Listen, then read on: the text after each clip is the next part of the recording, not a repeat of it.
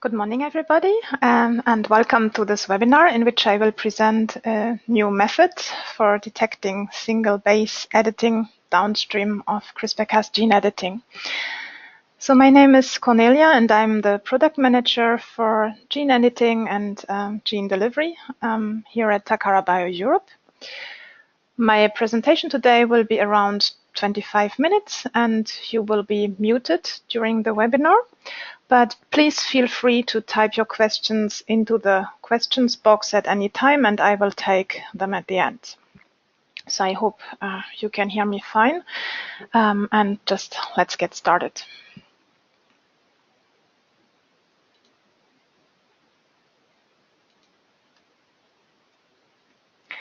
This is just the outline of the presentation today.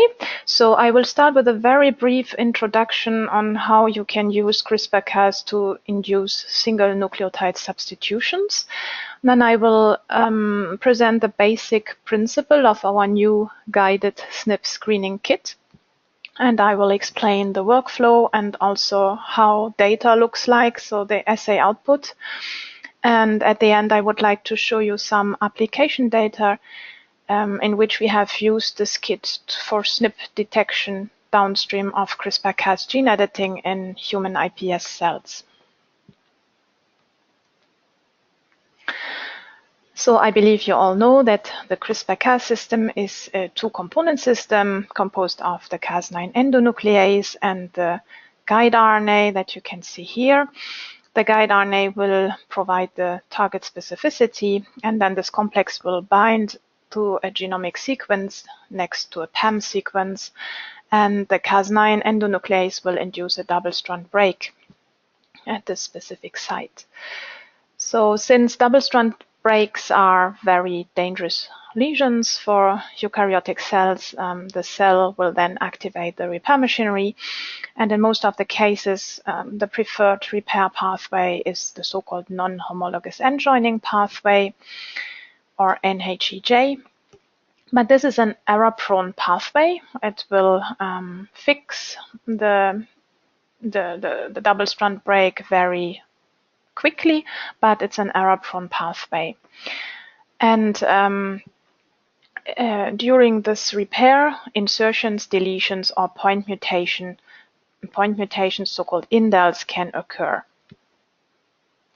So now if you want to insert single nucleotide substitutions using CRISPR, you will also need to add a third component to your reaction. So you need the Cas9 endonuclease, your target-specific guide RNA, but also a so-called repair template, which is shown here. And this repair template, of course, should contain the substitution that you want to insert.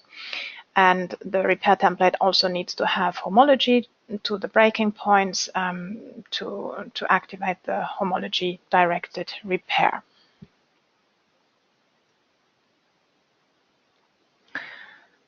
So now as an example, for example, if you want to insert a C to T substitution, you will deliver the Cas9, the guide RNA, and your repair template containing the substitution to your target cells.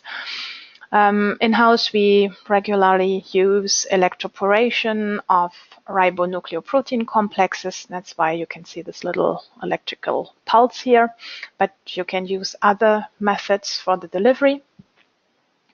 And downstream of the delivery, you will get a mixed population of cells because you cannot control what you will get after the repair machinery activation of the cell.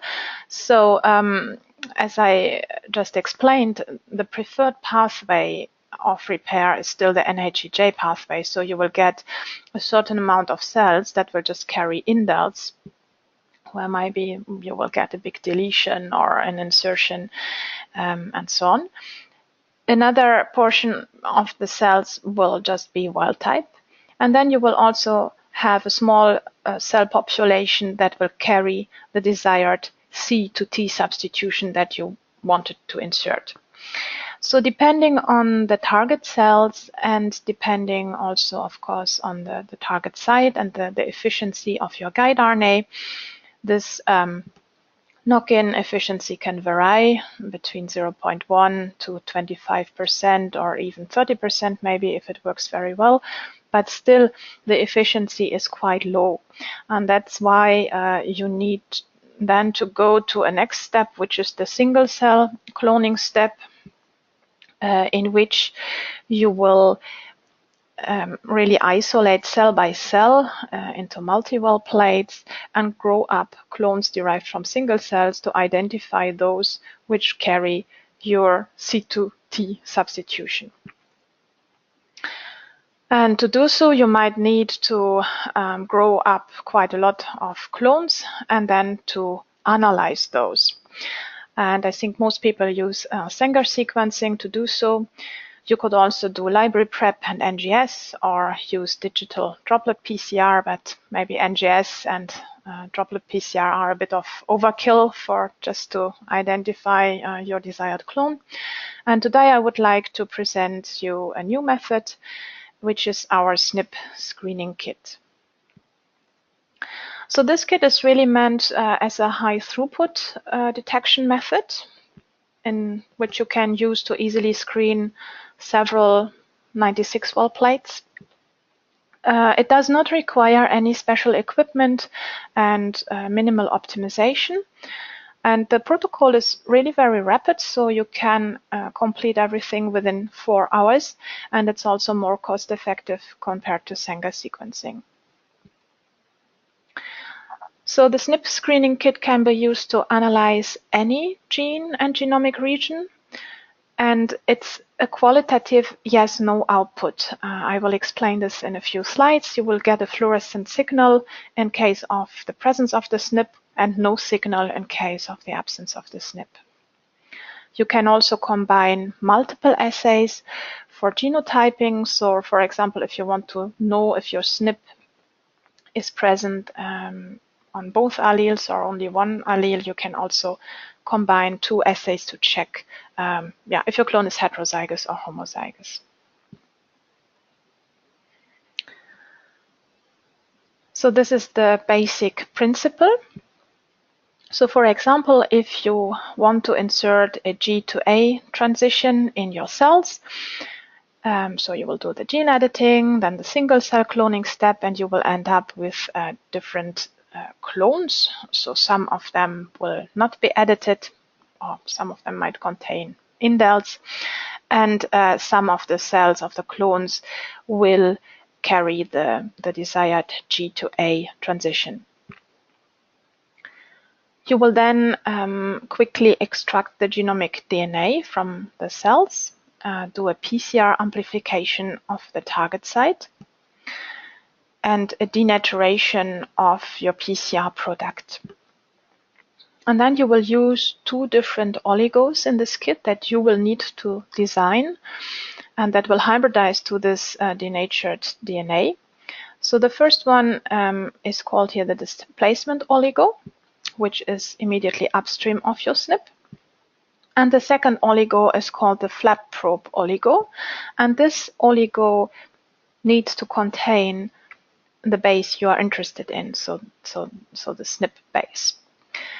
And in case of the presence of the SNP, so in this case here, the G to A transition, which will give you a T on this strand, the flap probe oligo can hybridize here, and this specific so-called double flap structure will be recognized by the enzyme in the kit, which is the guided flapase, and a portion of this probe will be cleaved off and will give a fluorescent signal. So if your cells are still wild type, this flap probe oligo cannot hybridize. So the A cannot hybridize with the C, and a gapped structure will be formed.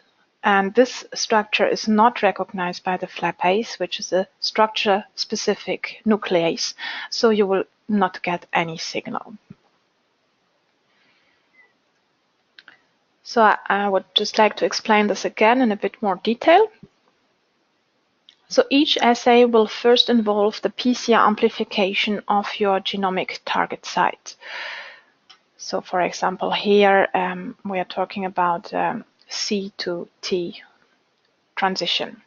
Then you will denature your PCR product, and you will then hybridize these two oligos that you need to design because they will depend on your target sequence. The displacement oligo here in green will bind just upstream of your interrogated base, and it needs to contain one non-complementary nucleotide.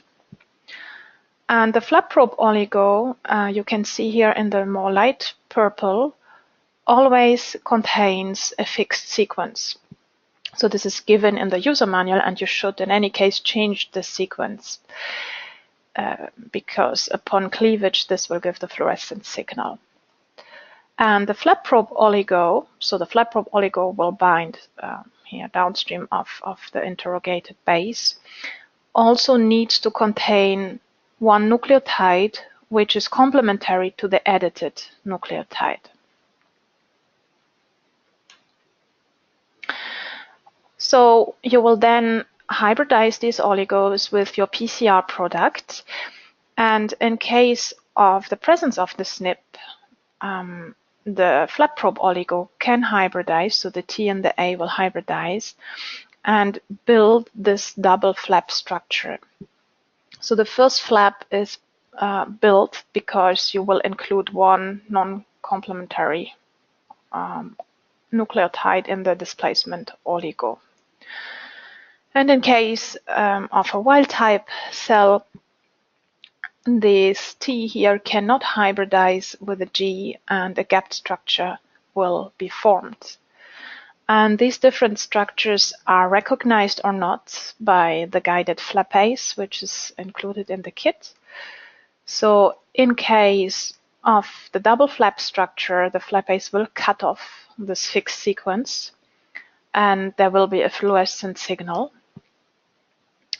And in case of a wild-type cell, the flapase cannot recognize and cut this sequence, and there will be no signal.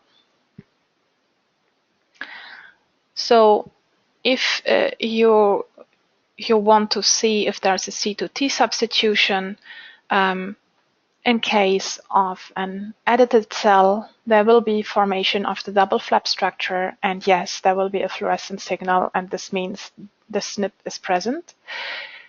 And in case the cell is still wild type, the gapped structure will be formed, and absence of the fluorescent signal means that there is no SNP detected. So to summarize this workflow, you will start with your multi-well plates and extract the genomic DNA. So this is directly done in the plates. The extraction solution is included in the kit. You will just add it, heat it, centrifuge, and transfer the supernatant. You will then do the PCR amplification of your target sequence, and again the PCR enzymes are also included in the kit. And the next step is the annealing of the displacement and the flap probe oligos, followed by the enzymatic assay. And then you just need a fluorescent reader to detect the fluorescence. So the whole workflow can be completed within 4 hours. This is the total time, so approximately it's 2 hours hands-on time and 2 hours incubation time. So as you can see, it's a quite fast assay that you can really use for high throughput screening. So this is just an example of how the typical output looks like.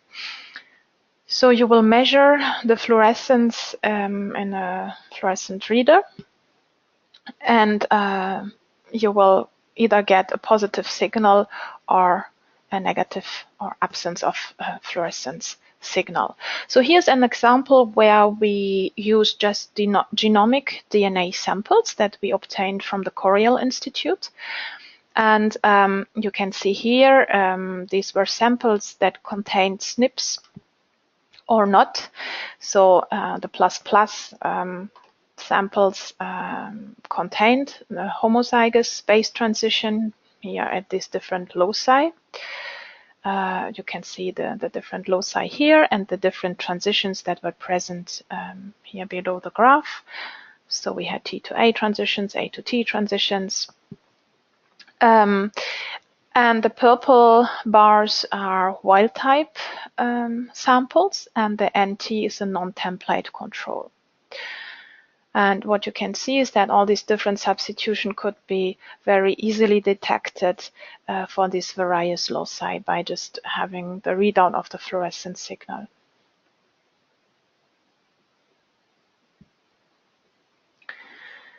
We also obtained some fibroblasts from the Coriell Institute, and again, those carried different SNPs. So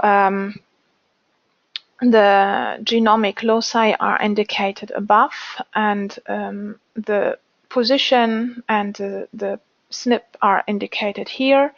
So this is a C to G transition, G to A, or T to G, and this is just indicates the mutation at the amino acid level.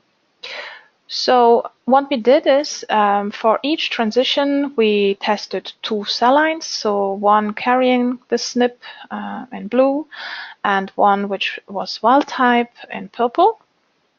And what we did is that we plated the fibroblasts at different densities. This is shown here on the x-axis. So ranging from 160,000 to about 2,000 cells per well. And what you can see is that at all these different cell densities, we could clearly detect the SNP in the cell lines that carried the mutation. You can also see that the fluorescence intensity might vary depending on the locus you are assessing. So in case of a very low fluorescent signal or in case of high background, so this is not so much high background here, it's more that the signal is lower, but an alternative design to put the oligos on the other strand can also help to improve the result.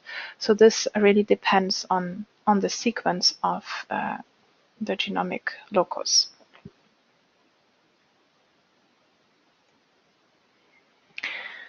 In this figure here, you can see that we also assayed heterozygous samples that we obtained from the Coriell Institute. So in this case here, we had 3 different loci and either wild type, homozygous, or heterozygous samples.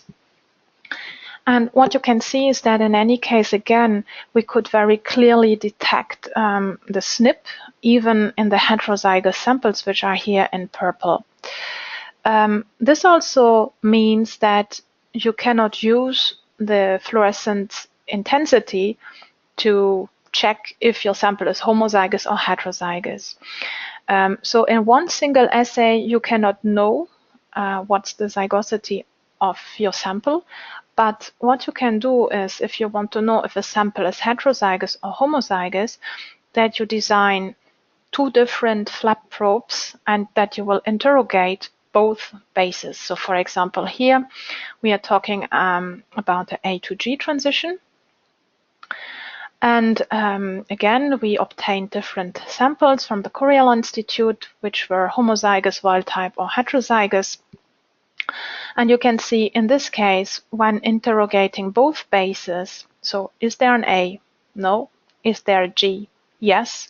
This sample here was homozygous for the A to G transition, whereas this one here was wild type. So is there an A? Yes. Is there a G? No. And these 2 samples here turned out to be heterozygous because when interrogating the A and the G, we got a positive result for both. So in this case, it's just sufficient to combine or to run 2 independent assays to see if the SNP is heterozygous or homozygous. Okay, I would like to spend the last few minutes to show you some data downstream of CRISPR gene editing. So what we did here is we electroporated human iPS cells with RNP complexes and a donor template to induce some SNPs that are related to tyrosinemia. We used, in this case here, for this transition, 2 different guide RNAs and 2 different donors. And we first assessed the knock-in using restriction fragment length polymorphism, or RFLP. So this arrow here indicates a positive signal. And what you can see is that only the first guide RNA worked, not the second one. And in terms of the 2 repair templates we tested, so this is quite normal. If you do RFLP, you need to have a suitable restriction site to be able to detect this. Of course, only the template number 3, which contained this restriction site, was able to give a positive signal. In lane 1 here, we only electroporated the RNP complexes without any repair template. I just wanted to underline that these are results in the cell population directly downstream after gene editing. So this is not in single clones. And we then use the SNP screening kit to assess the cell population. And what you can see is, again, we got a positive result for the first guide RNA, whereas the second guide RNA, again, so the same result as for the RFLP analysis, did not give any result. And we then also tried this for a second substitution, here G to A substitution. In this case here we tried 3 different guide RNAs, and our donor template contained a PVU2 site. What you can see on the RFLP analysis is that only the guide RNA 3 gave a positive signal, and this was again the case when using the SNP screening kit. We only got a signal with the guide RNA 3. And as you can see, is that the readout is a bit easier compared to the agarose gel, where you need to search a bit if is there a band or not, because it's quite faint when assessing a cell population. So we then did the single cell cloning, and we assessed single clones using the SNP screening kit. And we confirmed the result using Sanger sequencing. So this is the first G to A transition. In blue, you can see the readout of the SNP screening kit, and we considered everything, so all the signals above this 20 threshold as positive.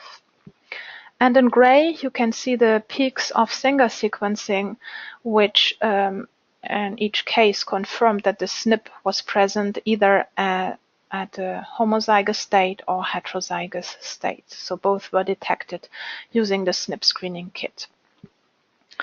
An asterisk, this asterisk just indicates this was not a real clone derived from a single cell. Apparently there were more two cells in the well after the limiting dilution. So yeah, as you can see, 19 to 24% of these clones gave a positive fluorescent signal, and all these SNPs have been confirmed using Sanger sequencing. And this is just the result for the second substitution. And again, so here we had a bit less clones that we isolated, about 127. Again, this is considered as a positive fluorescent signal, and the Sanger sequencing confirmed either the homozygous or the heterozygous status of the SNP. So to summarize, this SNP screening kit does not require any special equipment or assay optimization. You can complete the protocol within 4 hours. As I explained, it really provides a qualitative yes-no output, so is there fluorescence or not. You can use the kit to analyze any genomic region, so it's not dependent on any position of the SNP. And you can combine multiple assays for genotyping to check if the SNP is heterozygous or homozygous. You can use the kit to detect SNPs in the cell population, and of course also in single clones downstream of CRISPR gene editing. So when using this kit with cell populations, you can use it to compare knock-in efficiency of different guides or different donor templates before the single cell cloning step. So it's quite useful. And of course, then it has been really developed for the high throughput SNP detection in single clones. So thanks for your attention. I will now check if there are any questions, and we will have time to discuss those.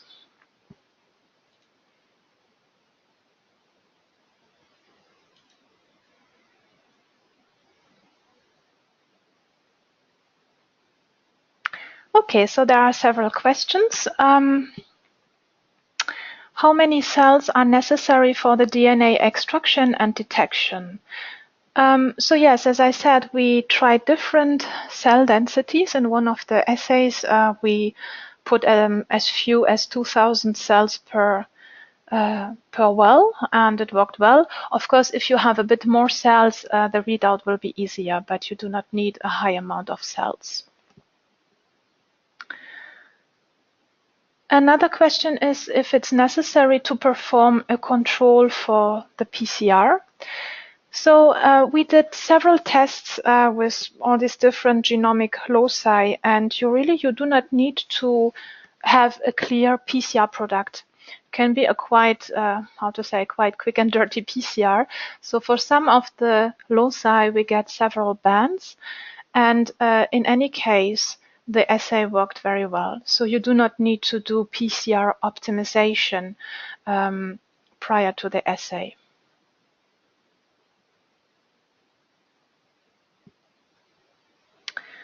So another question is if it's possible to use the flap probes and flapase on genomic DNA directly instead of PCR amplified template. Yes, I believe this is, I think the DNA samples we got, I need to check. I need to check if we did PCR amplification or if we used these DNA samples that we got from the Coriell Institute directly. I will check this point and get back to you. But I would say this could maybe work. Another question is if this kit can be used to detect indels, so more than one single nucleotide. So no, it's really specific to detect one specific SNP, and you would need to know which SNP you want to detect. So if you want to detect indels, we have other tools like the mutation detection kit, which is based on mismatch detection assay. So if you want to detect several substitutions, you would need to do a separate assay for each SNP. Another question is if I can repeat how we can use the kit to determine heterozygosity. Maybe let me just go back to the slide. It's easier then. Just 1 second. Okay. So if you want to know, for example, you wanted to insert A to G transition in your cells, and you would like to know if the SNP is homozygous or heterozygous, what you will need to do is you will need to design the flap probe for both bases that you will interrogate. So you will ask, is there an A? And in a separate assay, you will ask, is there a G? And if in both cases you get a positive readout, this means that it's a heterozygous clone.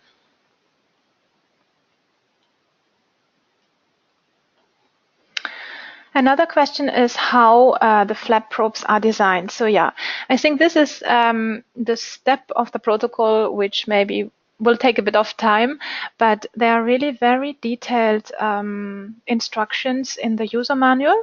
So you need to have a certain TM for your probes. Both probes are about 28 nucleotides long, but there are really very detailed explanations in the user manual. I didn't want to go into all this detail during this presentation, so it's quite well explained in the protocol. We also have another question. So which cell lines have you analyzed, and can this kit work with plants? So we have tested suspension cells and also adherent cells. So we have tested Jurkats, fibroblasts, human iPS cells. We have not validated these kits for plants, but the method itself has nothing specific to mammalian or a specific species. So I can imagine that the kit also works with plants. The MITI-PrEP reagent, which is therefore the DNA extraction, can work with plant tissue and cell culture. It could just be that maybe you have some byproducts that could be present in your PCR that could inhibit the reaction. So I cannot guarantee that it will work, but I would suppose that it also works for plants. Okay, so thank you very much again for your attention. And if you have any questions later on, just drop me an email to our tech box. And the recording of this session will also be available. So have a good day. Bye-bye.